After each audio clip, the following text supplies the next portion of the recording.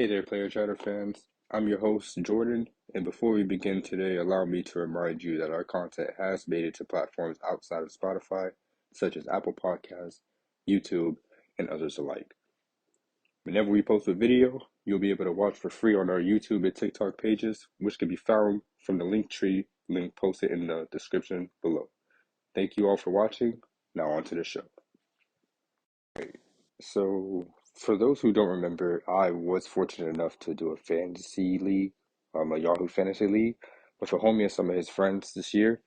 I've missed the last probably like five or six. I would always be like a week off, like the NBA season starts, and I'd be like, oh shoot, I could have did a fantasy league, but obviously they done the draft, so I had to wait a whole another season. But this year, I finally got into it. It was like a $200 pool, and it was a good season. Now, although I had a great year, including like holding first, I was in first place for the first 15 out of, I think we had 19 weeks in the regular season. First 15 out of 19 weeks, I had first place. So I was really doing great. But unfortunately, I wasn't able to bring the trophy home. I ended up third place overall, which is fine because my main goal was just to gain some validity, some respect. It was my first year playing with these guys, and I think I got what I came there for. Well, obviously not the money at the end of the season, but I got what I came there for. I'm satisfied with that. I got some respect for these guys. So why am I saying all of this? Well, here it is. So I made a promise to one of the teams that it was kind of hectic at first, but it's turned out to be friendly beef, and I can't wait to play against this guy next year. But I gotta give congratulations as promised to Mr. Mohammed Ahsan, aka Naples Tacos. I apologize for what I said about Naples in the beginning of the year. You guys don't suck. I'm a hater. You guys have nice beaches. I just don't like your nightlife. But again, congratulations, Mohammed. Um, I can't wait to play with you next year, hopefully. Um, but be ready because I'm gonna actually try on this draft. Even though my draft was cool, I'm actually gonna try. So yeah, you better be ready, bro. But I'm gonna give you a congratulations. There goes your props. And I can't wait till you read this too. That's for you, buddy.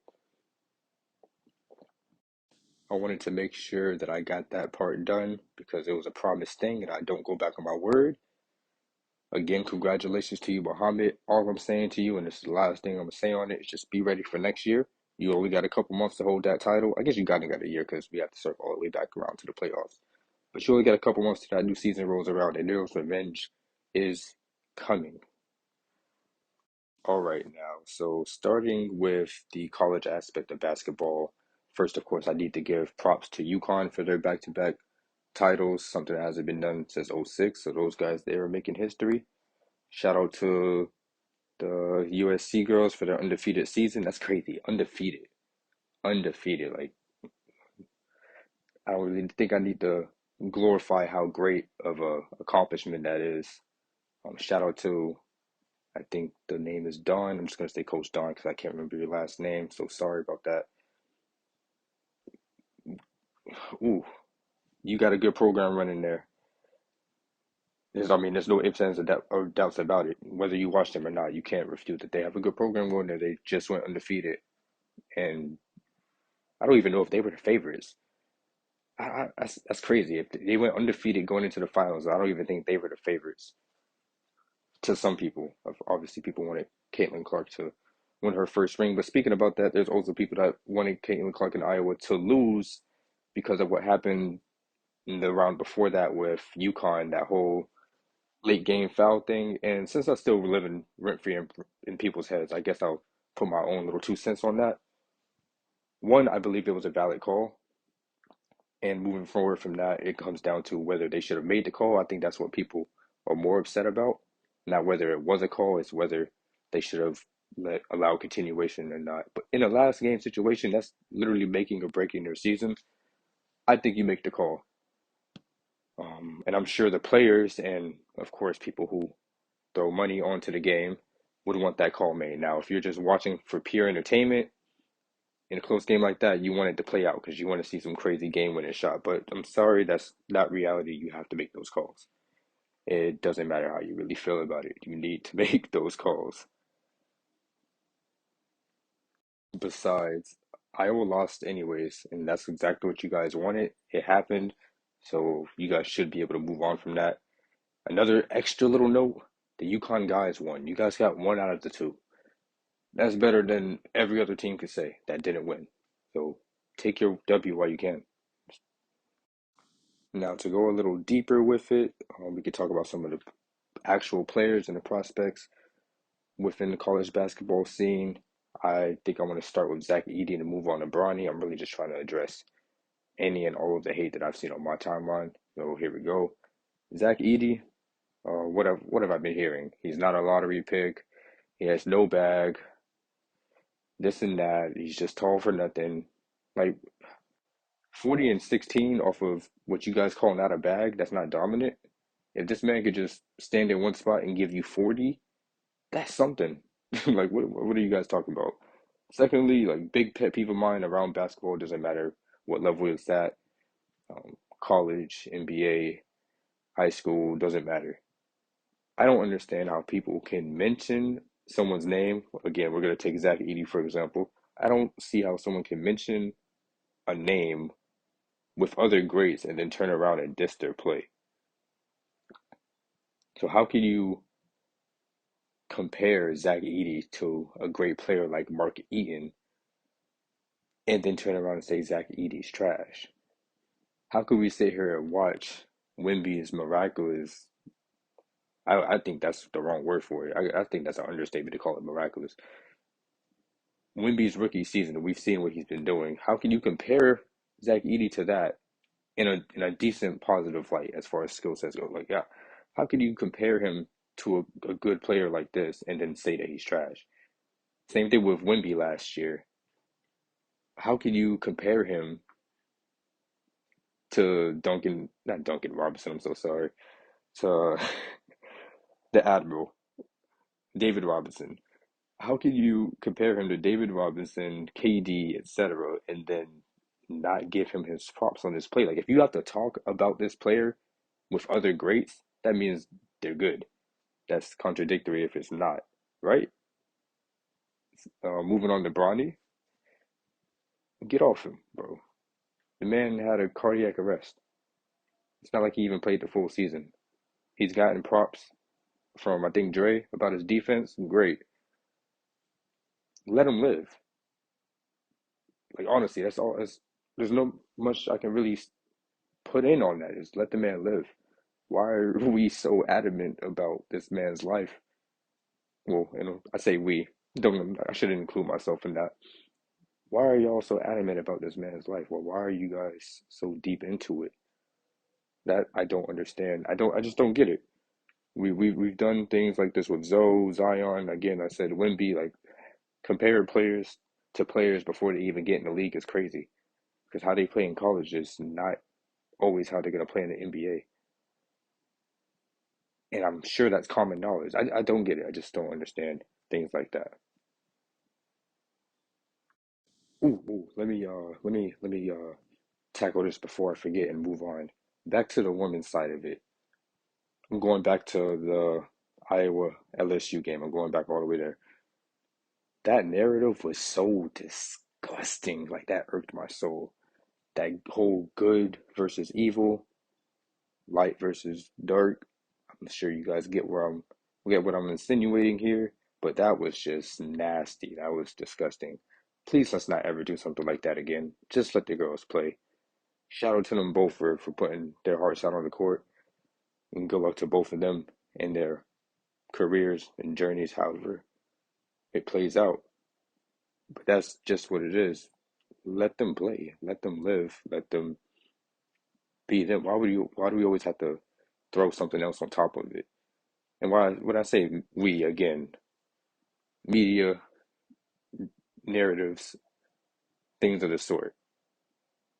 It's never gonna stop, but we can at least control how we react to these things. And the way it was being carried on is just not great. It's not. It's That's not progressive. We won't ever move forward like that. We're only taking steps backwards. And the kids that are growing up with this social media, they're all in the comments seeing these type of things that you guys are doing. The things that people behind the scenes are trying to implant it to our minds is not cool. It's disgusting. It's pitiful. And I personally I don't stand for that type of crap. Ooh, that was a lot to get off my chest. It's way too much negativity circling around the sports nowadays. But now that we got that out of the way, we can finally get to all the fun stuff in this next half of the segment, such as the chaotic MVP race and playoff talk. Y'all know what time it is. So the MVP race doesn't really make sense to me anymore. All year I've been saying Shea's the MVP, but I can't lie, Luka is making a great case. So is Giannis, Jokic, and B's out of the race, so we even have to talk about him anymore. But it really is crazy to think, what should we base it on? Do we base it on best player on the best team? Do we do it off of stats? Do we do it off of wins? Um, Impact? But I guess that's all a personal preference to tell how much a player impacts their team. I mean, there's facts to it, but you know how we fans are. We opinionate so much of day-to-day topics. We opinionate everything. Is Shea still my vote? Yes. Why? Consistency. Like the Mavs started winning as of late after the All-Star break and whatnot, but OKC has been good all year. So again, we're going to be tackling what makes the criteria for MVP, and we're pretty much just going to be rambling on that point, just trying to figure it out ourselves. And by we, I'm about to bring Morel in here so he can talk about this with me. Yes, sir. And yeah, we're going to figure that out. So we're about to head right into that right now, welcoming Morel into the chat. What's good, y'all? So let's get to it. Okay, so as I said before, Shea Gilgeous-Alexander is still my MVP. Second, it would be Luka. Third, Joker, and fourth, Giannis. That's where I'm taking it. I love Tatum, but it's not going to happen for him. He's the best player on the best team, but they have two other 20-point per game scorers, plus two other guys that's going to give you 14 and 15, like 5 and 5. Like that entire starting five is solid. Same thing with the Clippers. They have a solid team, even though Kawhi leads the charge.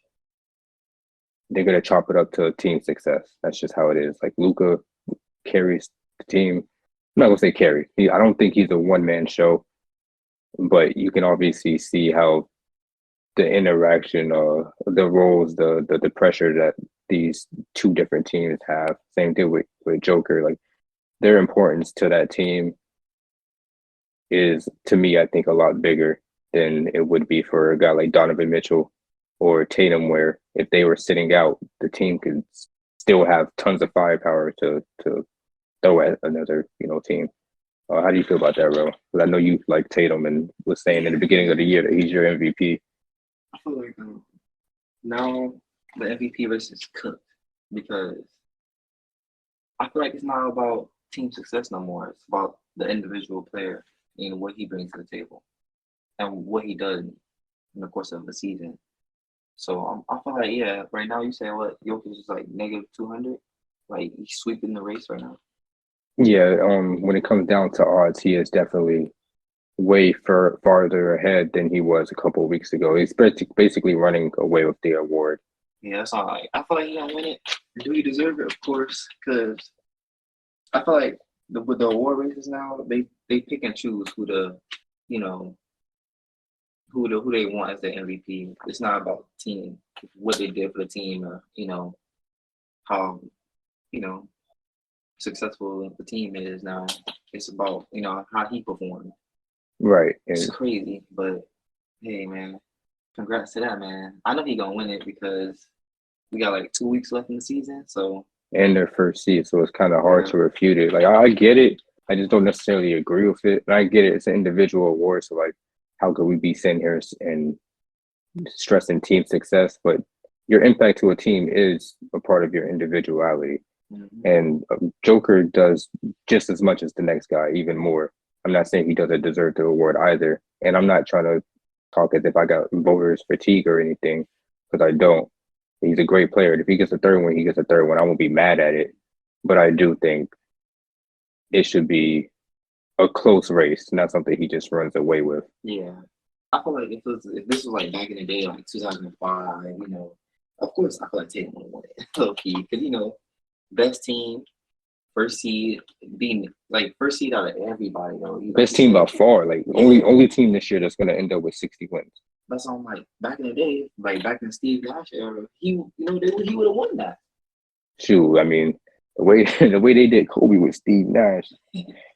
Oh man, honestly, yeah, and it's a lot. It's like social media, that like big around like 07, 08. Everything's agenda based now. So that's another thing. Just like you were saying, it's not really what they did. Like the criteria is screwed because it's all agenda based now, and that kind of sucks. It is what it is.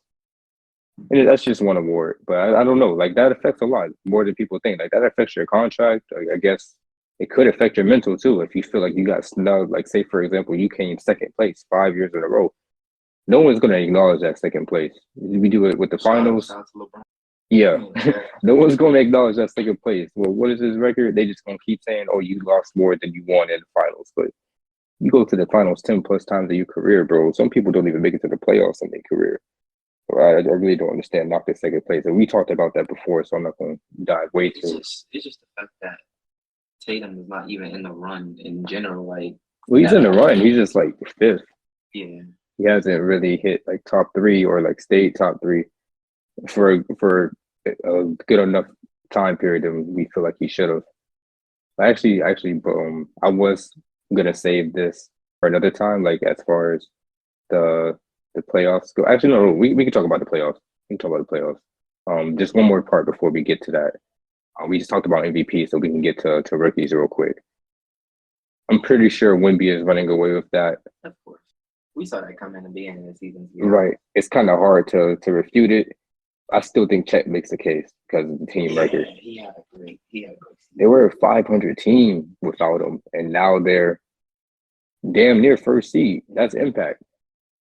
Granted, and then you want to talk about like the Spurs having a trash record. Wouldn't that just mean Wemby has more of a green light? Like when you got Shea putting up 30, Chet is still putting up like 15 to 17 a game. That's good. And you still got that say power forward Jalen Williams. That man's nice. You got people, Josh Giddey. You got Lou Dort out there, sharpshooter Isaiah Joe. Like he got people to pass the rock to, but he has people to compete against when it comes to numbers. Yeah. Wemby doesn't have no one to really compete against when it comes to numbers, unless they being selfish with the ball. But he has like he gonna win the award based on his performance in general. Right. He led the league in blocks. Like I said, it's well deserved. I just, again, same thing with the MVP race. I just think it should be a little closer than what it is. And like, I wonder, like, how's it? Because like, you know how like we be playing 2K and he wins like DPOY like 10 times. Oh man! So, like, the DPOY. Yeah. So is he doing good defensively too? He's the only reason, and this is something I agree with. This is at least one thing that I agree with when it comes to narratives. The only reason why he's not going to get it is because he's a rookie. Yeah. They're going to give it to Rudy Gobert. Even I'm not saying he doesn't deserve it. You know, yeah. I'm not saying he doesn't deserve it. I mean, Minnesota has the best defense in the league, if I'm not mistaken, still, and you know they funnel that crap to Rudy. But if statistically, like it's like I just from what I see on like Instagram and Twitter, like Wemby has him beat in every category. Like what it was like, I think I just saw a comparison. It was saying how many games Wemby has this season with like 7+ blocks, or something like that. Or yeah. He did it like a certain amount of times in like 70 games, and then Rudy has like the same number and almost 700 more games played. Like it's crazy, like what this kid is out there doing. It's crazy I can call him a kid. He's younger than us, right? Yeah, he's like 19. Yeah, it's crazy to think about that. These guys, we've been used to people getting drafted always older than us, but now we're the older guys now. It's a crazy thing to think about. About to be 25. Oh my goodness. Neither here nor there. But moving forward, let's get to playoffs. The play-in is looking crazy. You got what? Suns, Kings, Lakers, and Warriors on the West. And what we got in the East? Bulls, Miami, and it's two more, right? Bulls, Miami, Atlanta, and Philly. Oh, yes, Philly. Beginning of the year. Don't think I forgot. Beginning of the year, you said Philly was going to win a ring. Now they got to go through the play-in right now, so they could always lose in the play-in. I'm not expecting them to, but it's definitely possible. They got Embiid right now. Yeah, they do. So You think I'm expecting. You think they making that run still? Yeah, I ain't gonna give up on him because Kelly Oubre been snapping. He had a breakout season. You know, if Embiid out, Yeah. Nick Nurse has done a great job getting everyone else involved. Kelly Oubre, Buddy Hill, he's been getting involved and getting a flow. So heading into the playoffs, I think they're in a good spot. You think they go win it all though? Honestly, I don't know, man. I might change that prediction because once they're gonna have to they're gonna have to meet up with Tatum and the Celtics, man. If they want to go, because I don't think they're gonna get past. They gotta meet up, man. Don't sleep. They gotta meet up with New York. Yeah, I mean, New York, don't sleep on New York. They got pieces, man. They're not even playing with Julius Randle. Now I don't know if that's if having him out is good or bad right now, but at face value, I want to say it's bad for them. So not having Julius Randle and doing what they doing, what their third seed, don't sleep on them. They not the same New York team they was last year or the year before that. Like they coming in strong. They've been making some nice adjustments throughout the season. They come in strong. They made that trade for Precious too. He was big for when Hartenstein was on their restricted minutes. They just got Mitchell Robinson back. Like they gonna be all right. You know who I want to see play though? Ooh. Indy? I want to see what Magic do, man. Oh yeah. We down here in South Florida, man. We never seen in our lifetime. We never seen an Orlando and Miami matchup. Oh man, we gotta go to the game. Go to the game with what money? With what money? Go to the game. Oh man. Now that would be nice, but go to the game. That's crazy. I would love to. I can go. Maybe we can do a little thing. That was during COVID. I was gonna say maybe we can do a little virtual thing. We can do a little virtual game and be in the nosebleeds in the virtual part. That'd be tough. But dang, Miami and Orlando matchup. Oh man, that would be nice. Florida would be going crazy. This whole state of Florida is going insane. Exactly. Oh my god. Especially if Orlando wins. Oh man, Miami's not going to hit the end of it if Orlando wins. Oh my goodness. But they're tough. Like they're valid. Oh my Sophomore god. Paulo, and what is his third year for France? They got Franz Wagner, Paulo. They got a deep team. What they got? Mo Wagner as well. They got Wendell Carter Jr. Fultz is he was hurt for a while, but he's out there. Cole Anthony's out there, and Jonathan Isaac goes crazy on defense. They got some hitters out there, man. They're a forward-led team, but they got some hitters out there now. I feel like what they're about to go through is what Atlanta went through a couple years back. Like Atlanta made a good run, but coming in when you're an unexperienced team, everyone expects them to be out first round because of that inexperience. Like the Kings took Warriors to 7, but you could chop it down to just it was their first time there for a lot of them, or at least for Fox, who is arguably, the leader. You could say they co-star between Fox and Sabonis, but at the end of the day, he's either 1A, 1B, or he's 2. He's not anything past that. So that was his first time, and that was 7 years into his career. Again, with LeBron, like going to the finals 10 times. This man Fox went to the finals, not to the finals, to the playoffs his first time in 7 years. Damn. That's what I'm saying. Like some people don't even make it to the playoffs, bro. Some people don't even make it to the playoffs. Poverty franchises. Poverty franchises. Damn, but that's crazy. That's why I'm like, low-key, I'm proud of Orlando because I remember early, in a couple podcasts before, I was talking about going to an Orlando game. Yeah. I saw their record. I'm like, oh yeah, them tickets gonna be expensive.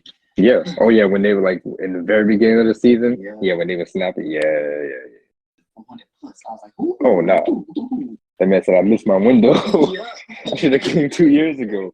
It's crazy. Yeah, all our lives to go to Orlando games. Now we want to go, but now we have the means to go, and we can't afford it now. They want to be good all of a sudden. Like y'all couldn't been bad for one more year, just one. Exactly. Let us enjoy. I've never been to an NBA game, so I just want to get the experience. Right. But dang man, shout out to them, man. I hope they at least go second round. Right. I was fortunate enough to go to some games like growing up back when after LeBron left. Those B tickets like were $7. Legit. They were like For real? yes, they were $7. And I remember because I went with the church. They used to take us to football games and basketball games and stuff. They got deals on tickets. But I remember I asked like I think I asked my dad how much it was, and he was like, I was wondering like how we got to take all these people to go see a basketball game. Yeah, that's why, because the ticket was under $10 per person. Yeah, yeah. I'll take a whole group of people to go see that. Win or lose, we going to a basketball game, man. That's lit. Mm. But Orlando, yeah, they're going crazy. Before we get too deep, because I already feel like we do this all the time. We ramble, we talk, bro. It's a good discussion. Before we move past that rookie thing between Chet and Wemby, somebody that isn't getting talked about who's actually been doing great these last like week or two, Scoot. He was hurt. He did have an injury.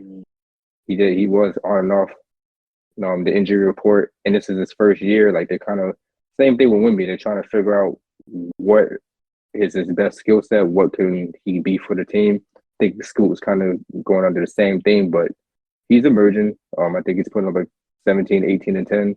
For real? Yeah, like 18 and 10. These last 5, 6 games. So he's kind of coming into it. So I'm only excited to see what he's going to do next year. I'm gonna make that prediction for next year too. I'm gonna say he's gonna be. I'm gonna put him as MIP, man. MIP already second year. Second year. You got to stay healthy though. But you remember when people were saying Scoot over Wemby? Yeah, I thought I was one of those people. Yeah. Because when you showed me his tape from the G League, I was like, what? Mm-hmm. I thought he was gonna go first, but hey. First over Wemby? No, you can't pass up on Wemby like that. I know, but you got talent like he's electrifying. He's like young Westbrook. That's how he looks. That's the thing, though. I'm not drafting no athletic guard over a phenom like that, though, because athleticism dies. Once you lose that, you see exactly what happened to people like Derrick Rose, Russ. They're great players, but when that athleticism dies, you can't beat him no more. It sucks, but it is what it is. Great players. I love what Russ is doing with the Clippers right now. Best player in the league off the bench, as he said. I agree. You are the best player off the bench, and that's not a diss. That's not a knock. I can't stand anyone that I think I saw in the Instagram comments. It was like he just complimented himself and discredited himself at the same time. I said, "Where's the diss?" Because he's the best player off the bench. That's not a bad thing. He embraced the role. How was that? How was he dissing himself? I mean, as you get older, all the time, man. But I like it because he chose. Well, I don't know if he chose or they asked that he was willing. Either way, he chose to embrace that. I know it was hard for Melo hearing it, and I don't really know too much diving in on that situation. It could have been a lot behind the scenes. I think it was something like him and the coaching or something like that. Or actually, no, I think I heard it from my boy Ant. It was an interview with Melo. And he got to Houston, and he was like when he was like thinking about going there, he was like, okay, Chris Paul gets into the mid range. James Harden gets into the mid range, so I should be able to get my shots too. And when he first got there, I gotta ask Ant where I saw this from, so I could cite you guys properly on another time. But Ant told me he was like they was talking to Melo. He first got into them for like first meeting. They said no middies. He said what? Like I was supposed to get into my rhythm. So it's like I could see how he slowly got iced out of the league. If in that regard, like yeah, they're not letting him play how you want to play. Of course, he's not going to perform the way you want him to. It don't make no sense. That's like telling Chris Paul, yeah, you just going to be here shooting threes. We're not going to have you run the ball. We're not going to have you facilitate. Even though you are a point guard, we don't care. Like that would make no sense. That's like telling Clay not to shoot. That was like, yeah, Clay, no more shooting. We need you to drive in 15 times. We need 15 layups, not 15 threes. What? I said at this point in time, we don't need Clay to shoot. We don't need him. You think you're out of there? Yeah, man. I feel like he's done. Even if he goes to another team, I feel like he gonna have a Jordan Poole effect. Everybody gonna hype it up. Everybody gonna hype it up. Say he gonna cook. Once you get there, ain't nothing gonna happen. Man. I actually have a speculation of one team I feel like he should go to if he was to leave and accept like more pay elsewhere. I know one team he should go to. I'm not gonna say it now. I'll save it for another time. But I do. I'll tell you after the recording, and we'll get to it. We're kind of coming down to it, really, you guys. I guess I can talk like most ready team and least ready team going into the playoffs. I think the most ready team, we're looking at the Mavs. We're looking at they just crossed my mind. The Celtics. We're looking at the Mavs. The Celtics. Nuggets are always ready. Them boys are always they've been ready all season. Team that's least ready, at least out of the ones that you expect to contend. The Bulls. The Bulls. No, I think Milwaukee is the least ready. What? Because they still 500 with dogs. They haven't made any strides. They haven't found any like consistent. Like if you win two, lose one, and then if you win two, lose two, win two, lose two, you're not making. There's nothing consistent there. Like I said, they 500. You can't go in there being 500. And then Giannis, we thinking, is he hurt right now? Like how is that going? But he's gonna play on it, but that's risky, and he's not. That's not 100%. And again, it's Dame time and Giannis in the playoffs. That is dangerous, but the playoffs is a different animal, sure. But right now, if we talk about momentum and rhythm, they don't have it. For a team that's top 3, top 4, they don't have it. Like the chemistry still not there. I don't think it's not the chemistry. They're not winning games. Like you got to come in with some type of momentum to the playoffs. Like I think of Nuggets, they winning games. They good. Celtics, they've been looking like they playoff ready all year. The Mavs, they weren't looking like playoff ready the first half of the season, but after All-Star break, what is it? Luka leads the league in first half points and Kyrie in second. Like them boys are on a streak. Them boys are killing right now, so they playoff ready. But Milwaukee, they still figuring stuff out. Like it's the beginning of the year. Shoot, I say Philly's more ready for them with a B coming back from injury. Philly's more ready than Milwaukee is. And that's crazy to say, but like exactly. Shoot, Giannis putting them 30 on 60%. Like I keep rambling off, man. There's so much to talk. There's so much to talk about, man. But we actually finna wrap it up here, you guys. We're going to be back soon. There's some things, like I said, we left out that we will cover in the next one that kind of piggyback off these things. Like I want to talk about, actually, I'm not even going to tell y'all. I'm going to leave it for a surprise. How about that? That way, yeah, we'll leave it as a surprise. We'll leave it at that. So that was actually a lot to cover. I started off with the college stuff. We transferred over to the NBA. There's a lot of things going on. Quick reminder, we have TikTok, we have YouTube, we're on Spotify, Apple Podcasts, Podbean. I think they're taking off Google Podcasts. We're global. So we global. Global. Yeah, we getting there. Yeah, we branched out to Spain. We got a listener in Spain. Shout out to you, whoever you may be. If you hear this, reach out to us so I can thank you properly. You a real one. And keep sharing. We love y'all. We'll be back. This feels good. I hope you guys are ready for the playoffs as much as we are. Yeah, 2 weeks. Don't forget, don't drown in the narratives. Think for yourself. Be individual and stay blessed. Yeah. We out.